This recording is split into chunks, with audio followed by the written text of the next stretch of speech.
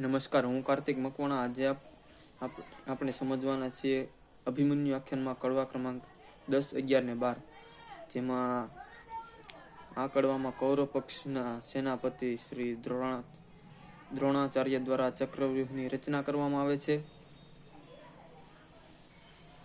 અને અર્જુન જ્યારે સપ્તકોમાં લડવા દૂર નીકળી જાય છે ત્યારે દ્રોણાચાર્ય પાંડવોને હરાવવા ચક્રવ્યૂહ રચે છે. પાંડવ પક્ષમાં અર્જુન સિવાય કોઈ આ વ્યૂહ ભેદવાનું જાણતું નથી, જેથી યુધિષ્ઠિર અત્યંત ચિંતિત બને છે. કડવા ક્રમાંક 10 અહીં ભયાનક અને કરુણ રસની ઝાંખી થાય છે. યુધિષ્ઠિર લાચારી અને પાંડવ પક્ષ પર છવાયેલ સંકટનું પ્રેમાનંદ સચોટ ચિત્રણ કર્યું છે. ત્યારબાદ કડવા ક્રમ 11, અભિમન્યુનો યુદ્ધમાં પ્રવેશ. જ્યારે વડીલો ચિંતામાં ડૂબેલા હોય છે ત્યારે કિશોર વયનો અભિમન્યુ મેદાનમાં આવે છે. અભિમન્યુ યુધિષ્ઠિરને આશ્વાસન આપે છે કે ચક્રવ્યૂહ ભેદશે. તે જણાવે છે કે જ્યારે માતા સુભદ્રાના ગર્ભમાં હતો ત્યારે પિતા અર્જુનના મુખેથી તેણે વ્યૂહ ભેદવાની કળા સાંભળી હતી. જોકે બહાર નીકળવાની કળા તે જાણતો નહોતો. આ કડવામાં વીર રસને ઉદય થાય છે. એક નાનકડા બાળકનો આત્મવિશ્વાસ અને તેની પિતૃભક્તિ પ્રેક્ષકોમાં જોમ ભરે છે. પ્રેમાનંદ અહીં અભિમન્યુના પાત્રને તેજસ્વી અને નિર્ભય દર્શાવે છે. ત્યારબાદ કડવા ક્રમ 12માં કડવામાં રણમેદાનનું વર્ણન અને પ્રયાણ. આ કડવામાં અભિમન્યુ રથમાં સવાર થઈ યુદ્ધ કરવા નીકળે છે તેનું ભવ્ય વર્ણન છે. અભિમન્યુ તૈયાર થઈને આશીર્વાદ લે છે. સુભદ્રા અને ઉત્તરાના મનમાં ફાળ પડે છે, છતાં ક્ષત્રિય ધર્મ મુજબ તેને વિદાય આપે છે. અભિમન્યુનો રથ જ્યારે કૌરવ સેના તરફ ખસે છે ત્યારે આખી પૃથ્વી ધ્રુજી જાય છે. પ્રેમાનંદની વર્ણન શૈલી અહીં પરાકાષ્ઠાએ છે.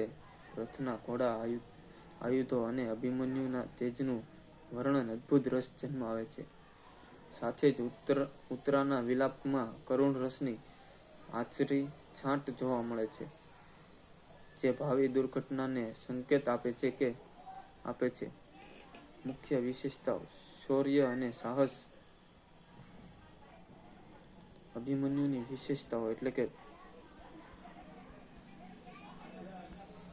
અભિમન્યુ કેવો હતો? તો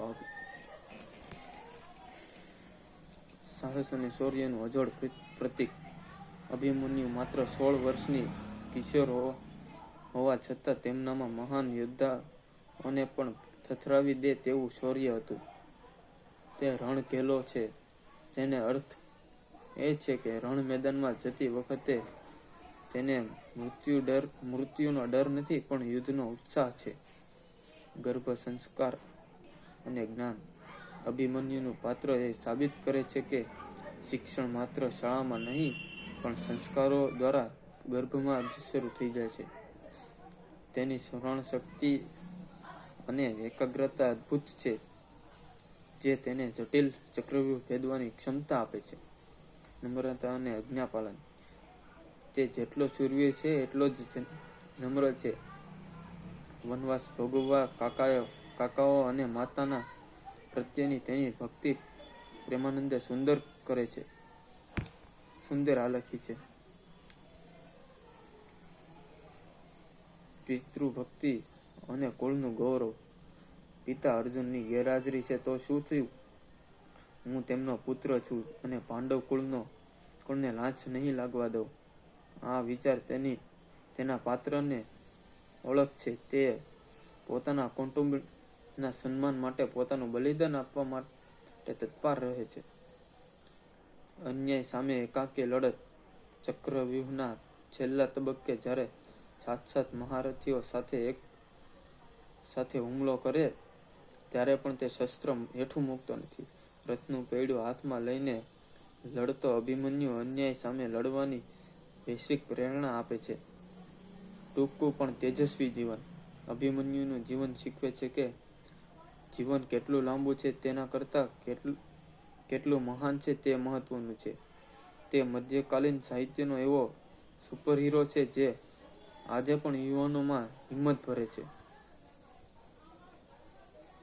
સંહાર. શીખ. આકડવા પરથી આપણને શીખવા મળે છે કે અભિમન્યુ આખ્યાન ગુજરાતી સંસ્કૃતિનું અભિન્ન અંગ છે. મુશ્કેલ સંજોગોમાં પણ હિંમત ન હારવાની શીખ આપે છે. પ્રેમાનંદની આ કૃતિ આજે પણ પ્રસ્તુત છે. સમાપન. વીર તારી વિદાય અમર રહેશે. વીર તારી વિદાય અમર છે.